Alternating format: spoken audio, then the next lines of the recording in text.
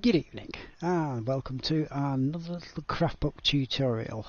Now tonight's topic is the ICs. Now hopefully these should be all the safe ones that will be allowed on a server, which is impossible to actually cause any problems unless of course it's lag if there's too many of them. That's the only thing I can feasibly think of. First up we have our toggle IC, which does away with all the messy redstone circuitry to actually do this, and creates a toggle in the space of 3 blocks. The way these work is you have a block of which your sign's put on and a switch on the back side. Basically you just type in the second line plus maybe any parameters on the third and fourth line of these ICs, and that's how you type them in. Now the toggle, obviously if you click it and then unclick it, the light stays on until you click it again.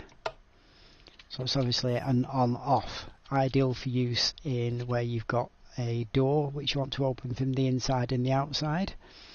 So open it from the outside, go in, click it again, because you can have multiple inputs to these to operate the door. This one's exactly the same, but it just works on the opposite edge.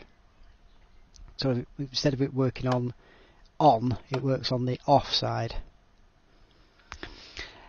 Next one, this is just a random bit. It just randomly makes the switch high or low, and I operate this using what's called a pulser. Similar to obviously making a pulser using repeaters in a little circuit, but much easier because you can just set it how you like.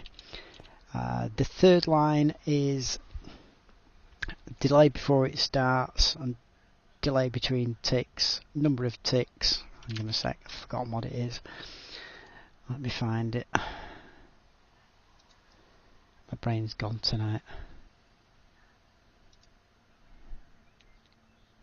Right, the third line is pulse length and then start delay. And then the fourth line is the amount of pulses and the pause length between pulses. So we have a pulse length of 1, which is the shortest, start delay nothing. I want 50 pulses and there's a 1 tick between each pulse.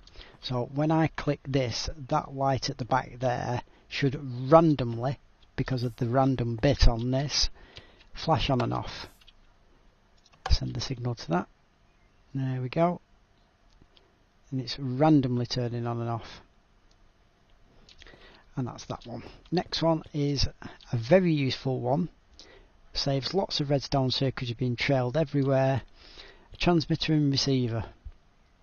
Basically you have one of each, MC1110, MC1111, and you just give it a name, obviously the same on both.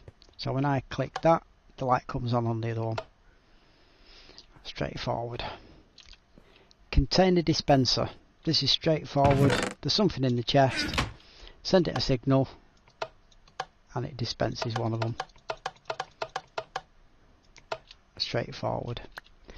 Ranged collector. Now, this is a special one. You have to tell it what to pick up, which is the bottom line, which is 1, which is smooth stone.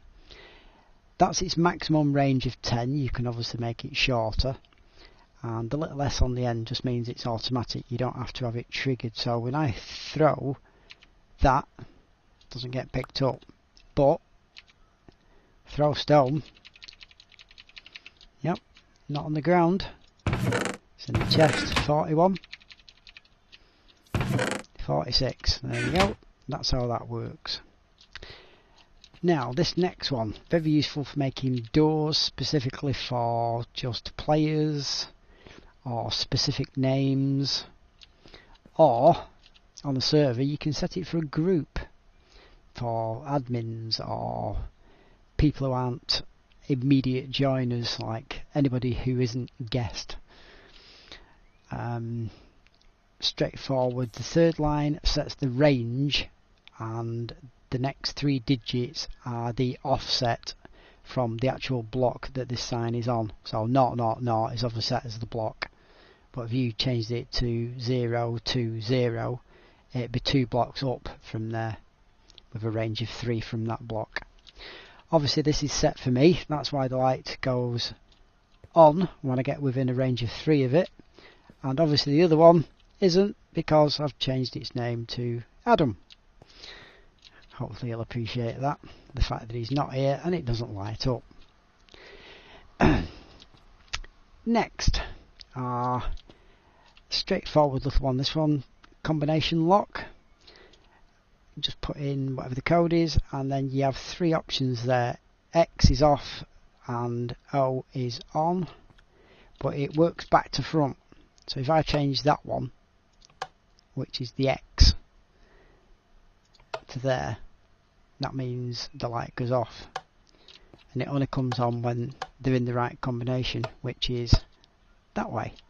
So it's the front of the sign and either side. Now we've got a visitor, I'll make him go away. Goodbye. So that's that one.